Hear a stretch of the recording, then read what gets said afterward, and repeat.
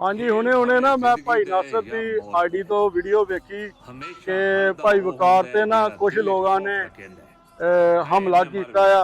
वो हमला किस तरह का कीता आ, एक तो कमेंट्स विच दसना है कि वाकई उन्होंने हरकत जिहड़ी कीती आ सही कीती आ, उन्होंने ये काम करना चाहिए कि नहीं करना चाहिए। ते भाई वकार पहले हैगे सी भावल नगर ते हुण झंग वाली साइड ते वो अपना काम कर रहे ने, सलाब दी दुकान की खिदमत कर रहे ने, दिन रात उत्थे मसरूफ ने। ठीक है, ते पिछों वेख लो जिन्हों मतलब फेम की जैलसी हुंदी आ या एडा वड्डा ब्रांड बन गया पाकिस्तान का, बल्कि पूरी दुनिया का ही ब्रांड आ जी, सारी दुनिया फैन फॉलोइंग हैगी आ भाई वकार दी। ते एडी घटिया हरकत की उन्होंने बंदियां ने कि मैं जो तुहानूं दसना ना तो तुसीं उन्हां ते कमेंट्स विच लाहनतां पाउणियां वा।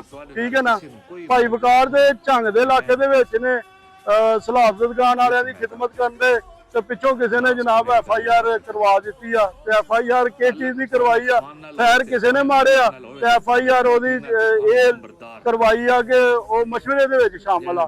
उन्होंने पता ना भी वो इत्थे है नहीं ते उहनूं मशवरे च शामिल करता। यार वेख लो पाकिस्तानी कौम की बेहिस्सी वेख लो, किन्ने जैलस हुंदे ने, किन्नी घटिया हरकत आ।